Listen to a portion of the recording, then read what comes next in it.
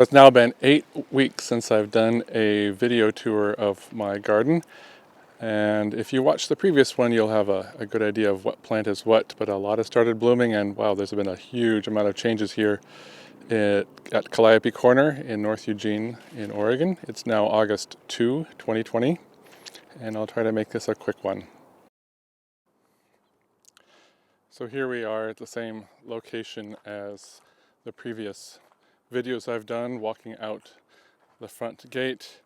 And here you can see the nasturtiums are nicely blooming. The uh, fuchsia is established, and the Daphne odora is happy because I am watering it. The sweet peas have not been a great success here in the front. I'm not sure if maybe just because there aren't enough nutrients in this really gravelly soil in front. And the pansies, amazingly, are still blooming. Here's a different kind of fuchsia, and again the sweet peas are not doing so well. This is looking nice now, the lobelia, and 3 different kinds of tuberous begonias, 2 of which are blooming now. So this is all relatively easy. I just have to give it some water every couple of days. But the biggest change here obviously is the sunflower and the popcorn patch. There are 3 different varieties of sunflowers here. The one packet had 2 varieties. It was called Two Queens. There's Lemon Queen, which is this multi-flowered one with pale yellow, and then Velvet Queen, which was more reddish. There's one more typical in the back there. Also multiple heads. And the 3rd variety I planted was a variety called Pike's Peak, which has 1 main flower at the top of a very tall stem, and there's one there that's not open yet. The popcorn is glass gem. It's amazing. It's from the time the very first tassel was barely visible to there being multiple male tassels on the tops and female tassels, silk at the top of the ears, for example, right back in here, was amazingly rapid. But they've been really liking these temperatures in the mid-90s, upper 80s, which we've had every day for a couple of weeks now, even though the nighttime temperatures get down to below 60 degrees Fahrenheit. Over here, this is another one of the Pike's Peak, but what I wanted to show was this seedling of this Peruvian Granadilla passion vine that I brought back with me. This is a really fantastic fruit, and it just a couple of days ago started acting like a vine, and I've got it to train up this post here, and this here is just a handle for like some sort of kitchen appliance, super cheap plasticky thing, and I'll just put a whole bunch up as it gets bigger. It should be quite sensitive to the winter freezes, so if it's looks like it's going to die there, I'll just chop it off and bring it indoors. This native woods rose, boy, it's getting really huge, but it blooms only once in the spring on this year's growth, so I'm going to let it get really big and rangy and in the way, maybe some minor pruning, and then cut it way back next year after it blooms. This is just some annuals that I planted, things I stuck in here. The canna looks like it wants to be done blooming. I'll probably deadhead that. The lemongrass is nice. I put this red begonia in here to shade the Daphne, which doesn't like full sun, but in the meantime, this peach tree has actually filled out quite nicely with foliage and is shading stuff pretty well. This is a Nicotiana, and I bought it for its fragrance. It was said to be one of the more fragrant varieties. Well, that's not true.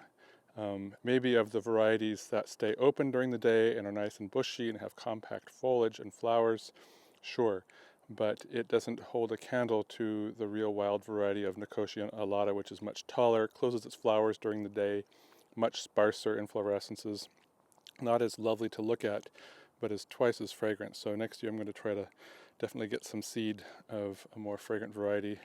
And the heliotrope is nice and fragrant, but it's way down there. I have to get on my hands and knees to smell it. So next year if I plant some, I'm going to either get a taller variety or put it up in something raised. And I have chamomile growing all over the yard. It's fantastic. It makes the best fresh tea. I had no idea that it made better fresh tea than store-bought chamomile until I made some a week or so ago. And my Zinnia Zowie Yellow Flame is fantastic. It is just as beautiful as I expected, but it was a long time coming. Let's see, this rose here I put in, it's a tea rose, a hybrid tea called Perfume Delight, and it is indeed very fragrant, but only in the mornings, and only for about 2 days. The flowers go very quickly. They're most fragrant when they're just about at this stage here. So, and it tends to be very susceptible to powdery mildew. Even during these really hot days, you can see on the tips of these leaves right here that it has powdery mildew. So I'm looking for another variety that is super fragrant and more tolerant. I plunked this tomato here, it's called Marriage Marzinera, because I had no other place to put it and there was a big spot here. So I just dug a hole, added some amendments, and it is, I think, the happiest of all my tomatoes. It's not showing any leaf curl. It's got lots of fruits and flowers. Very happy with that. Oh, look at this. There's a flame skimmer right here on the tip of the bamboo stalk that I used as a trellis for the tomato. The peach trees and the plum trees have not produced this year. I don't know what the issue is. Maybe how I prune them, even though I studied and studied and studied for weeks before I pruned them. Maybe it was the weather. Maybe it was the fact that they were so abundant last year, taking a break. A little patch of natives here is doing nicely. The lupin has gone to seed, and there are seeds everywhere. The pods explode, so I look forward to having more of those around. Here's another velvet queen sunflower, and the bees just love it. This is the semi-native ceanothus that blooms in the spring. This is our native Douglas's aster, and it is also very beloved by the native bees and wasps and other pollinators. And I'm liking it a lot. Hopefully it spreads and becomes a major part of the garden. The Clematis Ramona here is continually having issues. As soon as it sets blooms, it starts wilting and dies. This may be a fungal disease that attacks it. It has one green stem here, or maybe a couple with some flowers. I wouldn't be surprised to find tomorrow morning that these have turned and wilted and died back down to the roots. We'll see. So here's the main perennial bed with these huge sunflowers at this end were volunteers. The previous owners had planted quite a few sunflowers. This multi-headed thing here is nice, rich, dark yellow petals, typical sunflower petals. This one here has the same color petals, but it has one prominent, humongous head with black seeds. I don't know the names of varieties, and the stalk is just massive. A lot of the perennials are still blooming. This salvia, hummingbird salvia, the agastache down here, the hummingbird hyssop, several kinds of cone flowers they're finishing up. The hyssop, the hedge nettle is finishing up. My native milkweed is very healthy and happy. It should be blooming next year. Got a lot of annuals going around, not just the Zinnia Zowie, but this is Zinnia marilandica. This whole bed here was waiting for me to put in a drip system so I could transplant my brassicas in here. And every 2 or 3 days I have to go in and pick off the caterpillars and eggs of the cabbage whites. So I have 32 plants, 12 Brussels sprouts, 12 cauliflower, and 8 cabbage, which will feed me throughout the winter, and probably a whole bunch of other people. And my I actually have 7 chrysanthemums are growing very nicely and will provide some good fall color in September and October. In late April, I scattered a bunch of dill seed throughout the garden in hopes that my cucumbers would survive and produce cucumbers, and I'm happy to say that I have been able to use both already. Put up some pickles, and I'm also using the dill for dilly beans, which are my green beans, basically put up just like dill pickles. And speaking of green beans, this is the tall trellis of a pole variety called rattlesnake because they have these sort of speckled purple beans.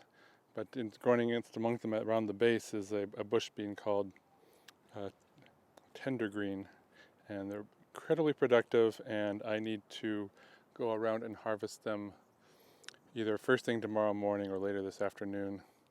The Russian thistle is very nice, and I'm going to get a few nice apples. This is Fuji. I'm not sure when they're supposed to be ripe, but hopefully pretty soon. And again, the peach trees are not doing much. I got 4 peaches on this one.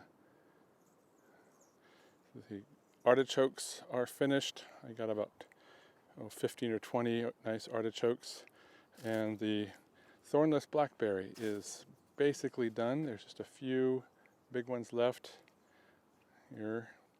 But I got to maybe 25 or 30 pounds of fruit off of that tree. Not much else to talk about in this bed. Okra is just growing. I don't think I'll get anything to eat out of it, but that's fine. My Monarda that I started from seed is looking good, but it's probably not going to bloom this year. Here's another one of the lemon queens, and behind it is actually the very first of the Pike's Peak that's blooming. This part of the bed has this dahlia from the previous owners, which is very handsome, but needs to be double staked. The first stake started falling over. It's so heavy and lush. And I got a bunch more of these Zinnia Zowie yellow flames in here, which are fun. I also planted 2 different kinds of marigolds. This is your typical Tagetes patula variety called Bonanza Mixed. It's probably the same kind that everybody has. The goldenrod just started blooming. It's a very late summer native flower. It's an invasive exotic in some parts of the world, like in Western Europe, obviously a different species. But there are nice varieties that don't reseed that are very good for the garden. The Cosmos, this hummingbird flower here is I can't even think of its name, Crocosmia. Hummingbirds really like it. It's native to South Africa. Here's a dahlia that I planted. It hasn't started blooming yet, but it has some buds. It'll be blooming in a week or 2. It was basically a throwaway, 50% off at Fred Meyer, and I basically was saving its life. Some more of the Velvet Queens. And this tomato over here is a bush type, a determinate Roma Supremo, and it has some nice tomatoes coming on it, probably ripe in a couple of weeks. Looking forward to that. I harvested my peppermint I forgot to show. This is the bush. It was a little tiny plant I put in there, and it became absolutely enormous. I enjoyed some fresh peppermint tea, and I still am. Just steeping it while it's fresh. But to prevent it from going bad and going to seed and falling apart, I cut it, and I'm drying it here, and we'll put this up in the bag, and will probably last me most of the winter. In addition to the peppermint, I also have this apple mint, which makes an equally good fresh tea, or even cold, mixed with blackberry and marionberry syrup. And the bumblebees really like it. That was a yellow-faced bumblebee. And for cooking purposes, there's a spearmint back in here. The potatoes in here are just store-bought, grocery-bought red potatoes, and there's going to be a lot of potatoes all winter. Here's one of my moonflowers. It's a morning glory from the tropics, and when it grows up into the pieris, it should have some nice flowers. There's an ever-bearing strawberry, which I'm getting a few off every day, right next to the rhubarb, which I'm not getting anything out of because this is the first year it's supposed to get established. But I accidentally broke off one leaf and its stalk, and so I was able to make some yummy strawberry rhubarb fool. Oh, and here's one of the really cool mushrooms. It seems to be fruiting again and again and again, and this is I can't remember its name now. It's related to the boletes, and its specific name is salicicola, and it was only described in the paper that was published a month ago, but it's growing on and with this willow tree. Here's this little corner of native plants, and now in the backyard here, what's to talk about? The Indian plum. This is a calendula I started from seed called Neon. I'm not that thrilled with it. I got a bunch of them around the yard. It's really interesting flowers, but they're little. They have some pollinators coming to them, but the species in general is just really susceptible to powdery mildew, and it's just not great. My golden zucchini are, of course, super prolific. I'm going to have to actually put some up. So I'll make pickles out of them, I think, or relish or something like that. Around the brush pile here, favorite for birds is the brush pile. A bunch more beans, the rattlesnake, plus just for color some sweet peas, which haven't started blooming yet, and more morning glory. And over here is besides the house wren family that's produced 3 more young, and their second brood loves this brush pile. They're in it all the time here. Is this Himalaya blackberry. This is a thing that is a obnoxious weed for much of western Oregon, but compared to the cultivars such as Marionberry, Loganberry, Boysenberry, whatever, I think this one has the most delicious flavor. So I just made a pie this evening. Here's another Pikes Peak sunflower that's not even close to blooming yet. My cucumbers are producing daily, 2 to 3 or 4 or more a day. I've already put up a bunch of pickles. Not everything is a fabulous success here. I have 3 pumpkin plants here. That one is great. This one has some strange problem with the central leaves, but then it grew out fine. And then this one, whatever problem it has to its original leaves, which are all dying off, is extending out to the new leaves. So it's putting out this new growth here. And then as the leaves get older, they start yellowing, drying out, crisping, and dying. And as it's doing this, it's stressing the plant out so much, it's actually not producing any more pumpkins other than the first one. So I don't know what it is. It's either a disease, like a virus or a bacteria or a fungus, or it's a syndrome, too much or too little of one or more nutrients. I don't think it's a pest. A boar would kill the plant right away. Spider mites would actually be visible, and a little bit of webbing. Here's another one of the native asters, and native twinberry honeysuckle is doing fine. Of all the native shrubs that I've planted, this one red flowering currant, and I have 5, so I'm not worried, but it's just not looking so hot. Maybe it's getting its roots established and will be amazing next year, but we'll see. Then over here this is moon boots. Moon boots is a monster, and she's getting bigger by the second. Just an amazing plant. This will be Christmas gifts for a lot of people. My raspberry is putting on some fruits now, which is really fun. This is a cultivar that actually fruits from this year's growth. This is all from this year. This was a tiny little stub sticking out of the ground. And this is tomato. Here is the same bush type as in front, Roma Supremo. And I had this one and its sister over here in the raised bed, and it was going to get too crowded out. It was going to get too big for there, so I dug them up and put them out here, and they're doing quite well. This one I had to move twice because I put it in between the raspberry, halfway between the raspberry and moon boots, which at the time was right there. Moon boots was growing by the day, and I saw, and at the advice of my neighbor, said I better move that. It's not going to be enough room. Moon boots is going to get big, and he was right. Let's see. And these are Pikes Peak sunflowers, and the nice little row of nasturtiums was an afterthought. That wasn't the plan, but they're looking quite nice there. And here's the healthy pumpkin. This variety is called Naked Bear because the seeds don't have the white outer hull. They're mostly just green when they come out of the pumpkin. It looks like something that you wouldn't want to plant, that wouldn't be viable, but they actually sprouted fine.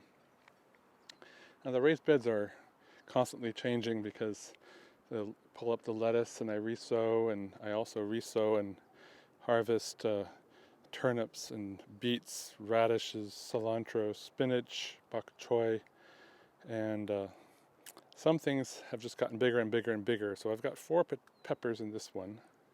This is a Thai bird chili. There's 4 of them here. And they have just started blooming. This one I have 4 anchos, along with some beets and Thai basil and some of the marigolds that I started from seed. This is just a nasturtium seed I threw in there. One of the biggest surprises for me is how big these ground cherries get. These were the tiniest little seedlings. I actually had to search in amongst the little bits of bark in the mulch, in the planting medium, to find the seedlings after I transplanted them out here. They would get hidden. They were so small and they sat there for the longest time and didn't do anything. It's a type of husk tomato that is in the genus Physalis, the same genus as tomatillo. Same family as potatoes and tomatoes and eggplants.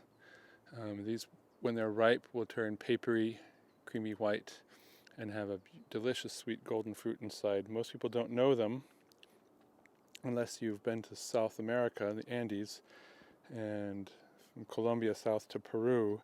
They grow them abundantly, and they're trying to sell them on the world market, and they coined this new name, golden berries. I've seen them in the grocery store here, but it's actually been called ground cherry for a very long time.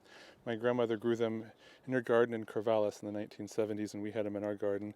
You've been able to get them, the seeds, at Nichols Nursery for a long time, and you can also get them from Territorial Seed, which is where I got mine. It's one of my favorite fruits. This funny tomato here doesn't have, well, until I noticed yesterday, did not have a growing point. I think I over-trimmed the new growth spurts on what's an indeterminate marriage marzanera, but that just means perhaps that it's going to have better fruit, happier fruit. In this bed I have 4 bell peppers, and I think this one is Lady Bell, and they're actually starting to show, plus 1 volunteer, which is probably an ancho, and actually some nice peppers here coming on. Another Thai basil, and these are my pink Berkeley tie-dyes that I started from seed, and I've already had 3 tomatoes from them, 4. They're absolutely delicious. I got lots of carrots. These are yaya, escarole or endive, and Swiss chard, and I had some delicious Moglai Swiss chard last night for dinner. A good Indian dish. This is a different kind of marigold. This is Tahiti signata, the signet marigold. The flowers are actually edible, and it's closely related to the lemons marigold of southeastern Arizona and Mexico, with a very nice lemony, citrusy smell to the foliage. Here's Italian sweet basil, and 4 kinds of 4 individuals of a different bell. I think this one is called Gourmet. And the last 2 peppers I have are some ojo de pescado from Peru, some seed I brought back with me, a little tiny round chiltepin. And then in the backs of all of these beds I have melons, and there's 6 varieties. I have a hard time remembering if I could. There's Savan and Charente. There's 1 honeydew silverware, and there's 2 Alvaros, and that one over there is a Minnesota midget, and the last one is Athena. I got them memorized. This tomato here was a plant that I bought. This is a San Marzano, really nice saucing tomato. Not much going on here. There's some, I guess, the bok choy that I re-sowed, and lettuce, another marriage marzanera. Here's the bed with my okra. It was originally just okra. It actually bloomed today, but all the flowers on it so far have just dropped off without forming fruit. My determinate tomato Oregon Spring was super abundant. It's produced about, I would say, 20 pounds of tomatoes, and it's done, which is what it does when it's finished. Lots of chamomile in here. And cilantro here, this variety is called long standing, and one thing which it is not is long standing. It bolts almost immediately, so I have another dozen or so that I've sown, which will be ready in about 2 weeks. Lots of beets, and well, this is my turnips hakore. And these were recommended to me, and they're almost ripe. The beets are kyoja. Those will be ready soon. And here I have more ground cherries. And here are the slings I knitted for my melons. I've got a bunch of them. I have to make a whole lot more because there's about a dozen melons that are going to be hanging and pulling down on the vines. Although the vines are nicely established on the trellises, some of them are just wedged in amongst the sweet peas, which are still blooming here on August 2nd. Amazing to have sweet peas this late in the year. A lot of buds coming on, but that's because I'm continually deadheading them. Here's some more of this Swiss chard down here. It's really pretty. This neon, electric neon variety. And this has been fabulous, this Hubbard squash. It has been just a monster. There are 3 hills here, each with 2 plants. And I had no idea they would get this big. I counted 20 fruits in here. It's a red Hubbard squash called red curry. Most Hubbard are for more of a green color, but they have the same shape and the same flavor, and they are very long lasting.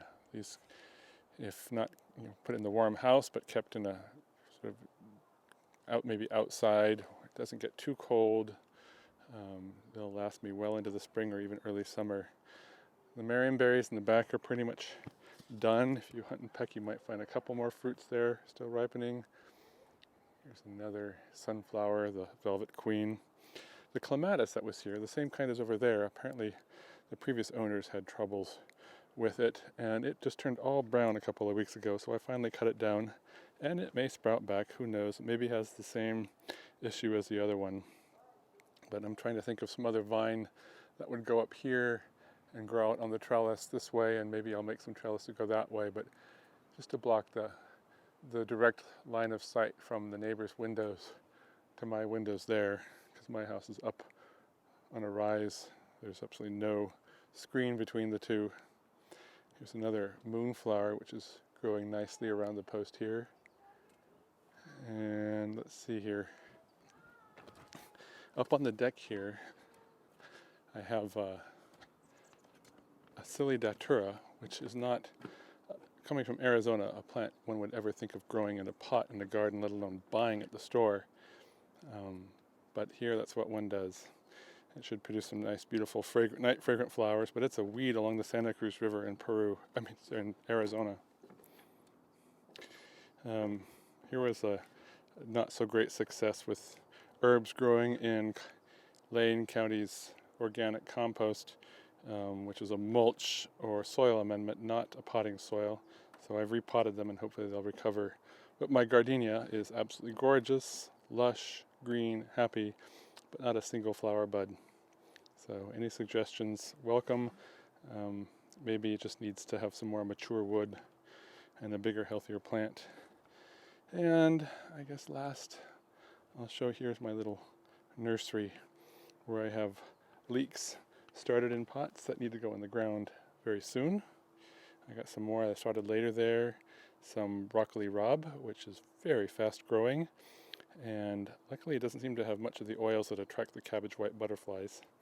And over here I have some starts of the native grass, Romer's fescue, which I have 3 planted around the yard. One of them bloomed, and instead of producing seed, it produced little plantlets at the tip of the inflorescence.